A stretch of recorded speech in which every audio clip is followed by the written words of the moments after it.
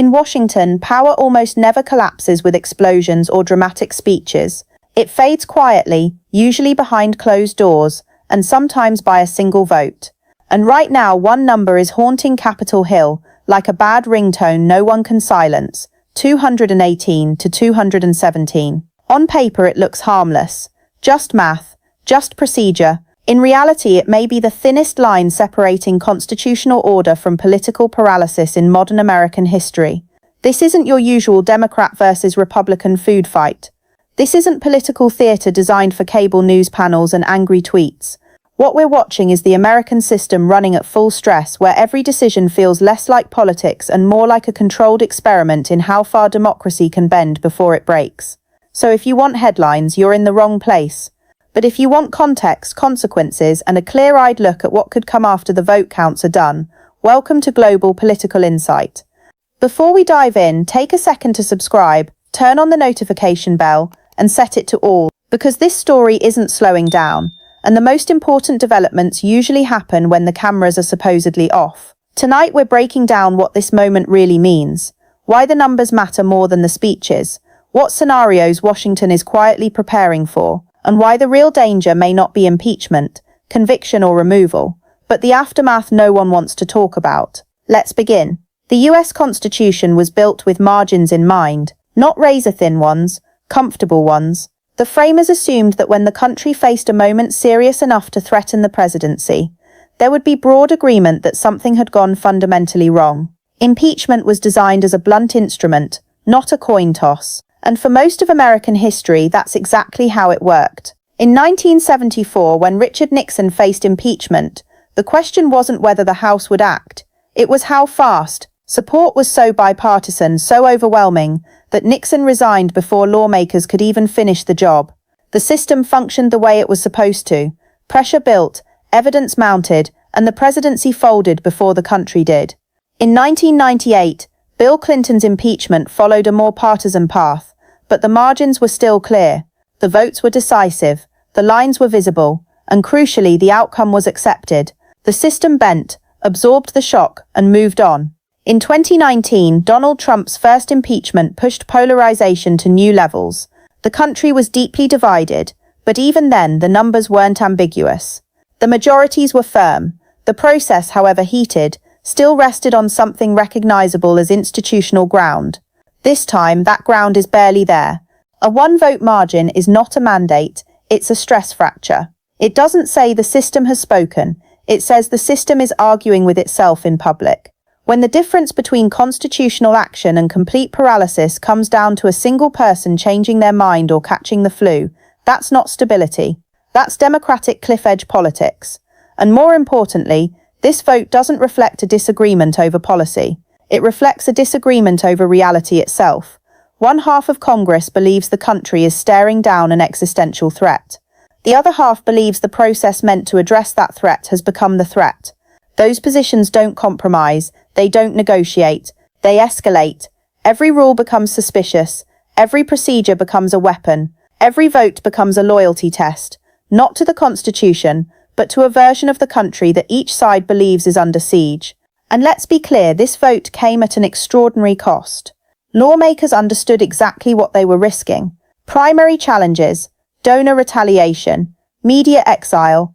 In today's political ecosystem, a single wrong vote doesn't just end a news cycle. It can end a career. Friends disappear, funding dries up, phone calls stop getting returned. So when people say it was only one vote, they're missing the point. That vote was expensive, it was fragile, and it may never be repeatable. Which brings us to the question now haunting Washington, like an unpaid bill no one wants to open. If it was this difficult, this painful to reach 218 in the House, how does anyone seriously believe 67 votes in the Senate are within reach? And that's where the real math problem begins. The House impeaches, the Senate decides. It's a phrase repeated so often in civics textbooks that it almost sounds ceremonial, like a process that unfolds calmly, predictably, and with dignity. Then comes the Senate math. Conviction requires 67 votes. Not most, not enough to make a point. 67, a threshold so high it assumes something close to national agreement before the trial even begins. Even in the best-case scenario for impeachment advocates, perfect unity among Democrats and independents, the count stalls at 53. That leaves 14 Republican senators who would need to vote against their own party's leader. 14 may not sound dramatic in everyday life. In Senate politics, it's a political Everest. This is not an era where party lines blur under pressure. It's an era where they harden. Ideological disagreement has been replaced by tribal identity, and crossing the aisle isn't framed as independence, it's framed as disloyalty. The question senators ask themselves is no longer what is right, but what survives the next primary. And the answer is rarely courage. That's because today's incentive structure doesn't just discourage dissent, it actively punishes it. Voters matter, but they are not the most immediate threat. Donors decide whether campaigns live or die. Media ecosystems decide whether a senator is portrayed as a principled maverick or a traitor to the cause. And primary challengers are always waiting in the wings, funded, amplified, and ready to argue that loyalty matters more than judgment. In this environment, breaking ranks isn't a bold stand. It's an invitation to political exile. Committee assignments disappear, fundraising dries up, friendly coverage turns hostile, and suddenly a Senate seat that once looked safe becomes a countdown clock. So when lawmakers look at the number 67, they aren't just doing arithmetic. They're calculating risk. They're weighing constitutional duty against career survival. And history suggests that survival usually wins, quietly, efficiently, and with very good talking points attached. But here's the catch. Almost impossible is not the same thing as impossible. Political systems break their own rules under extreme pressure. And inside Washington, analysts are already outlining scenarios where staying loyal becomes more dangerous than breaking away, where the cost of silence outweighs the cost of defiance. There are 3 such scenarios now being discussed behind closed doors, each one improbable, each one destabilizing, and each one capable of turning Senate math from fantasy into a very real and very dangerous possibility. Scenario 1. The smoking gun history is remarkably forgiving of scandal. It is far less forgiving of evidence. American politics has shown again and again that loyalty can survive accusations, denials, investigations, and even televised outrage. What it cannot survive is proof so clear that defending it becomes more dangerous than condemning it. Watergate didn't slowly erode Richard Nixon's support, it detonated it. The moment the tapes surfaced, the debate ended. Republican lawmakers didn't suddenly grow principled overnight. They became pragmatic. Within hours, loyalty turned into liability, and resignation became the only exit that preserved what remained of the party. That is what a true smoking gun does. It doesn't persuade, it recalculates risk. If evidence were to emerge that is direct, verifiable, and impossible to explain away, something that doesn't rely on interpretation or partisan framing, the political atmosphere would change instantly. Press conferences would be cancelled, statements would become carefully worded, and senators who sounded confident the day before would suddenly discover the value of silence. In that moment, the vote would stop being about ideology or allegiance. Senators wouldn't be voting against a president. They'd be voting to avoid being on the wrong side of history, and more importantly, the wrong side of tomorrow morning's headlines. Scenario 2. The donor retreat in Washington. Ideology makes the speeches. Money decides how long those speeches can continue. Campaigns do not survive on passion, tweets, or standing ovations. They survive on checks. And when the checks stop coming, the message is loud, even if no one says a word. Silence from major donors is never neutral. It's not indecision, it's a signal, a pause, a polite way of saying, we're watching, and we're not convinced anymore. When donors begin to view a political figure as a liability rather than an investment, loyalty dissolves with remarkable speed.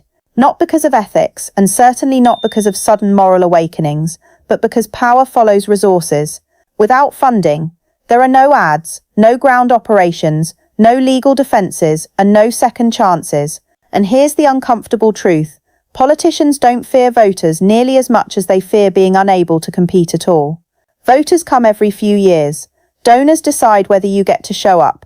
Once that financial foundation starts to crack, even the strongest alliances begin to look optional. Scenario 3. The Pence factor.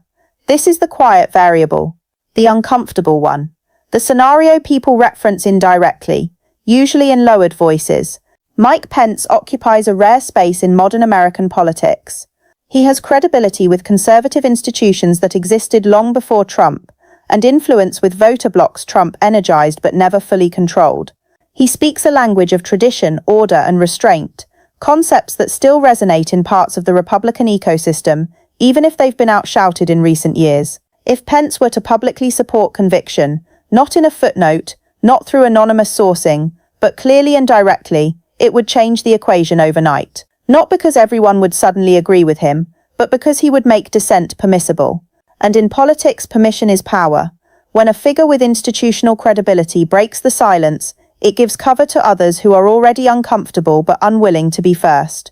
One statement becomes two become 10, and suddenly what once looked impossible begins to look survivable. Whether that moment comes remains uncertain, but the fact that it's even being discussed has already shifted internal calculations. Conversations that once ended quickly now linger. Assumptions are being tested. Contingency plans are being quietly drafted. And in a system built on loyalty, the moment people start planning for life after loyalty, that's when everything becomes unstable. Then there is the option everyone is aware of, and everyone quietly hopes they never have to explain on television. The 25th Amendment, Section 4, is often described as a constitutional safeguard. On paper, it's clean, orderly, and reassuring. The Vice President, joined by a majority of the Cabinet, can declare that a president is unable to discharge the powers and duties of the office. Authority transfers immediately. No trial, no debate, no cable news countdown clock. In theory, it's elegant. In reality, it's radioactive. Invoking Section 4 would instantly shift power, but at an extraordinary personal and political cost. These are not distant bureaucrats acting in abstraction. These are individuals hand-picked by the president. People whose careers, visibility, and relevance were made possible by his appointment. Asking them to sign that declaration is not asking for a procedural decision, it's asking for a public rupture. And public ruptures in modern politics don't fade quietly. They follow you forever. But even that's not the end of the story. Because the 25th Amendment is not a one-way switch. A president can contest the declaration, triggering a congressional vote. And this time the bar isn't simple majority. It's 2/3 of both the House and the Senate, a higher threshold than impeachment conviction itself. So yes, there is an emergency exit, but it's wired to an alarm, a lock, and a second door that may not open. That design wasn't an accident. The amendment was written for moments of genuine incapacity, medical emergencies, sudden inability, situations where power must transfer without controversy. It was not designed for defiance, denial, or a president who insists he is fully capable and fully legitimate. Using it in a political legitimacy crisis risks making the situation worse, not better. Instead of resolving uncertainty, it could multiply it, turning a constitutional safeguard into a trigger for deeper instability. In short, the 25th Amendment exists as a last resort. And like most last resorts, everyone agrees it's there, right up until the moment they're asked to use it. Here lies the real fault line, one that no vote count can fully measure. Every constitutional process rests on a quiet, almost naive assumption that once the rules are followed, the outcome will be accepted, that losing hurts but legitimacy holds, that when the referee blows the whistle, the game ends. But what happens when that assumption fails? What happens when a legal decision is reached, clearly, formally, and publicly, and one side simply refuses to recognize it? Not through lawsuits or appeals, but through outright rejection, a declaration that the process itself is illegitimate, that the outcome does not apply. At that moment, the crisis stops being legal and becomes existential. Authority is not sustained by ink on parchment alone. It depends on recognition, on shared agreement about who holds power and why. Courts can rule, legislatures can vote, but institutions only function if enough people believe they should. Once that belief fractures, the system doesn't collapse dramatically. It hesitates, it stutters, it waits for instructions that no longer come from a single source. History offers uncomfortable reminders of how quickly that hesitation becomes dangerous. Democracies rarely fail because constitutions vanish. They fail because constitutions remain intact, ignored, reinterpreted, or selectively obeyed. The rules stay written, the obedience disappears. When authority is disputed, enforcement becomes the question everyone avoids asking out loud. Not because it's impolite, but because it's terrifying. Courts don't enforce rulings on their own. Lawmakers don't enforce votes. Ultimately, enforcement depends on people, individuals deciding who they recognize, whose orders they follow, and where their loyalty truly lies. And once that decision becomes personal rather than institutional, stability becomes optional. That is the danger no procedure can fix. And it's the one moment in every democracy's life cycle where outcomes stop being theoretical and start becoming real. If you've stayed with us until this point, thank you. Moments like this deserve attention, not just headlines, and your time matters. This story is not about one man. It's not even about one presidency. It's about whether democratic systems can withstand maximum stress without tearing themselves apart. History teaches us something uncomfortable. The most dangerous moments are not when institutions collapse in dramatic fashion, but when they continue functioning just well enough to reveal how fragile they really are. When the rules still exist, but belief in them begins to fade. America has reached one of those moments. The outcome is not written. It never is. But the decisions being made right now by leaders, by institutions, and by citizens will shape far more than a single election or a single political cycle. They will define what comes next, and that brings the story back to you. If you found this analysis useful, take a moment to like the video, share it, and subscribe to Global Political Insight. Turn on the notification bell so you don't miss what happens next, because this story is still unfolding and the most important chapters are rarely announced in advance. Leave your thoughts in the comments. We read them, we engage with them, and they help shape future analysis. Thanks for watching, and as always, stay informed because history isn't waiting.